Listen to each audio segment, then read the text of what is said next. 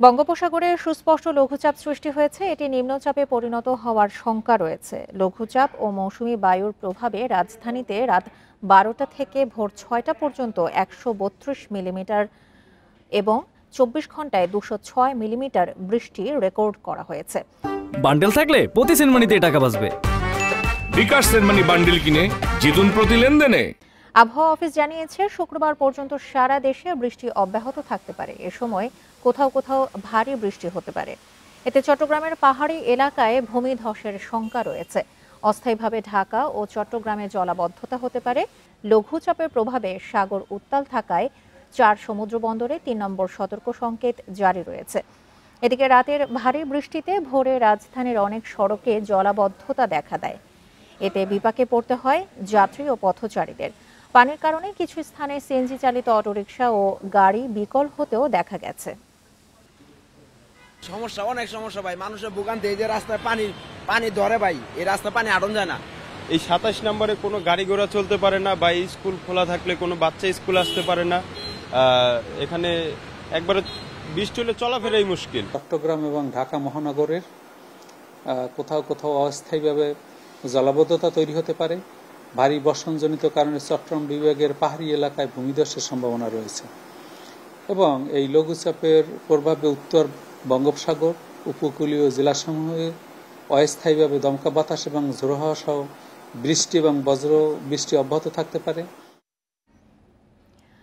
রাজধানীর new market এলাকা থেকে এই বিষয়ে আরো তথ্য জানাতে যোগ দিচ্ছেন আমাদের সহকর্মী বনি ইবনে কামাল। বনি, সামান্য বৃষ্টিতেই কিন্তু আমরা দেখি যে রাজধানীর নিউ মার্কেট এলাকায় জলাবদ্ধতার সৃষ্টি হয়, আর যেহেতু সারা রাত বৃষ্টি হয়েছে সেখানে জলমগ্ন অবস্থার সবশেষ তথ্য নিয়ে জানাবেন। সাধারণ মানুষের ভোগান্তি কেমন?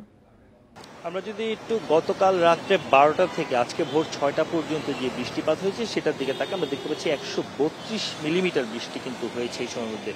গত কয়েক বছরের মধ্যে যদি আমরা 6 ঘন্টার মধ্যে এই বৃষ্টির যে হয়েছে সেটা যদি তুলনা করি তাহলে কিন্তু আমরা দেখতে পাচ্ছি যে এটা অনেক ব্যাপক আকারে কিন্তু এই বৃষ্টিটি হয়েছে, অর্থাৎ 132 মিলিমিটার যে বৃষ্টি হচ্ছে। এবং এর প্রভাবে আমরা দেখেছি যে ভোরবেলা থেকে আসলে রাজধানীর বিভিন্ন প্রধান সড়কগুলোতেই জলাবদ্ধতা দেখা দিয়েছে এবং তার প্রভাব কিন্তু এখনো কিছু কিছু জায়গায় রয়েছে। তবে আমরা একদম সকাল 6টা বা 7টার সময় যখন আমরা দেখছিলাম যে ধানমন্ডি 27 নম্বরে একেবারেই পানি উঠে গেছে, জলাবদ্ধতার কারণে মানুষ চলাফেরা করতে পারছে না, সেই জায়গা থেকে কিন্তু এখন অনেকটাই উন্নতি হয়েছে এবং ধানমন্ডি 27-এ এখন কিন্তু আর জলাবদ্ধতা নেই বললেই চলে। সেই জায়গাটা কিন্তু এখন অনেকটাই রিলিফ হয়েছে।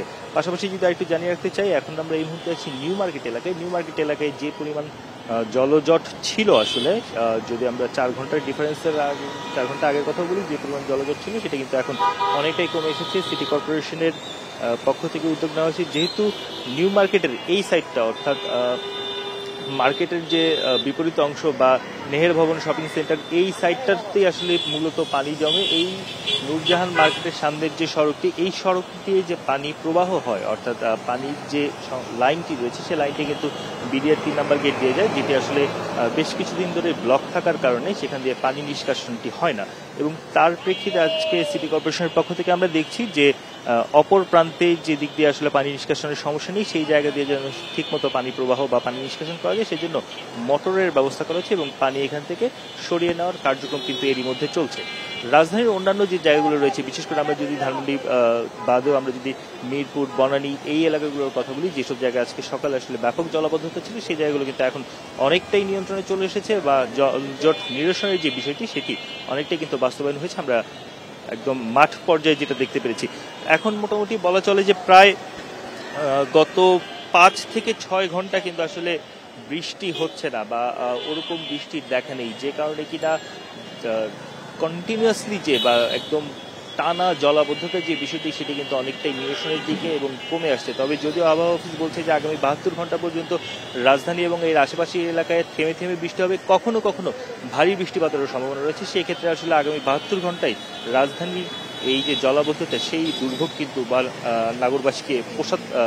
নগরবাসীর জন্য আসলে একটি ভোগান্তি তৈরি করবে, সেটা খুব সাধারণভাবেই বলা যায়। রাজধানীর নিউ মার্কেট এলাকা থেকে জলাবদ্ধ অবস্থার সবশেষ তথ্য জানাচ্ছিলেন সহকর্মী বনি ইবনে কামাল।